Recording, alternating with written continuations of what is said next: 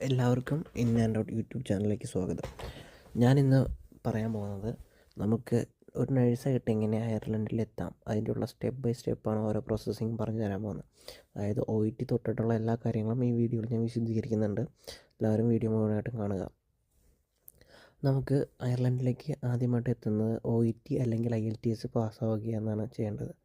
OETക്ക് ആണെങ്കിൽ റൈറ്റിങ്ങിനൊഴിച്ച് ബാക്കി എല്ലാ മൊഡ്യൂളിനും B+ വേണം.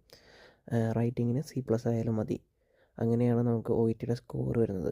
അപ്പോൾ നിങ്ങളെല്ലാവരും OET എഴുതിയിട്ട് ഈ സ്കോർ ഉണ്ടെങ്കിൽ നമുക്ക് NMBI പ്രോസസ്സിങ് സ്റ്റാർട്ട് ചെയ്യാം. അതായത് DL ഡിസിഷൻ ലെറ്ററിനുള്ള ആപ്ലിക്കേഷൻ സ്റ്റാർട്ട് ചെയ്യാം. അത് സ്റ്റാർട്ട് ചെയ്യാൻ നമുക്ക് ആദ്യമായിട്ട് വേണ്ടത് കുറച്ച് ഡോക്യുമെൻറ്റ്സ് നമ്മൾ ആദ്യം അറേഞ്ച് ചെയ്യേണ്ടതുണ്ട്. അതെന്തൊക്കെയാണെന്ന് ഞാൻ ലിസ്റ്റ് താഴെ കൊടുത്തേക്കാം.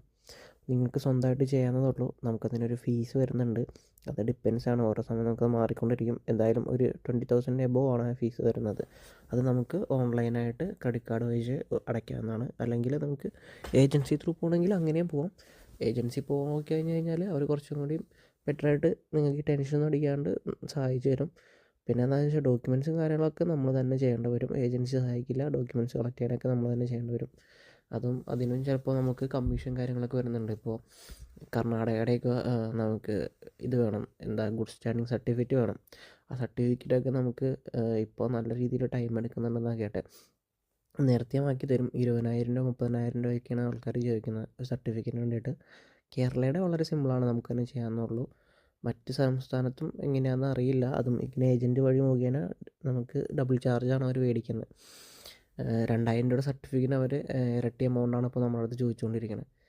അത് കൊടുക്കാണ്ട് വേറെ വഴിയില്ല. കാരണം എന്ന് വെച്ച് കഴിഞ്ഞാൽ അത് നല്ല ഡിലേ രീതിയിലാണ് അവർ ഈ സർട്ടിഫിക്കറ്റ് കർണാടകയിൽ നിന്നൊക്കെ ഇഷ്യൂ ചെയ്യുന്നത്. അതുമാത്രമല്ല, കർണാടകയിൽ നിന്ന് വെരിഫിക്കേഷൻ മെയിലൊക്കെ നമുക്ക് NMBയിലേക്ക് അയക്കേണ്ട ആവശ്യങ്ങളൊക്കെ ഉണ്ട്. മെയിലിന് റിപ്ലൈ കൊടുക്കണം, അങ്ങനെ കാര്യങ്ങളൊക്കെ കുറേ ഇതിൻ്റെ പിന്നിലുണ്ട്. അപ്പോൾ സർട്ടിഫിക്കറ്റ് തരുമ്പോൾ ജെന്യുവിനായിട്ടുള്ള ഏജൻ്റാണെന്ന് നോക്കുക. കാരണം ഡ്യൂപ്ലിക്കേറ്റ് സർട്ടിഫിക്കറ്റ് ആണെങ്കിൽ അവർ അവർ മെയിൽ അയക്കുമ്പോൾ റിപ്ലൈ കൊടുക്കില്ല. അപ്പോൾ കൊടുക്കാണ്ടിരുന്ന് കഴിഞ്ഞാൽ നമുക്ക് സർട്ടിഫിക്കറ്റ് വെരിഫൈ ആയി കിട്ടില്ല. അപ്പോൾ ഞാൻ എന്തൊക്കെയാണ് ഡോക്യുമെൻറ്റ്സ്, ആദ്യം നിങ്ങൾ എക്സാം എഴുതി പാസ്സാകുക. എക്സാം എഴുതി പാസ് ചെയ്തിട്ട് നമുക്ക് പ്രോസസ്സിങ് സ്റ്റാർട്ട് ചെയ്യണം. പ്രോസസ്സിങ് സ്റ്റാർട്ട് ചെയ്യാനായിട്ട് NMBയിൽ നമ്മളൊരു ലോഗിൻ പേജ് അക്കൗണ്ട് ഉണ്ടാക്കണം. അതെങ്ങനെയാണെന്നൊക്കെ ഞാൻ അടുത്ത വീഡിയോയിൽ നിങ്ങൾക്ക് വ്യക്തമായിട്ട് കാണിച്ചു തരുന്നതാണ്.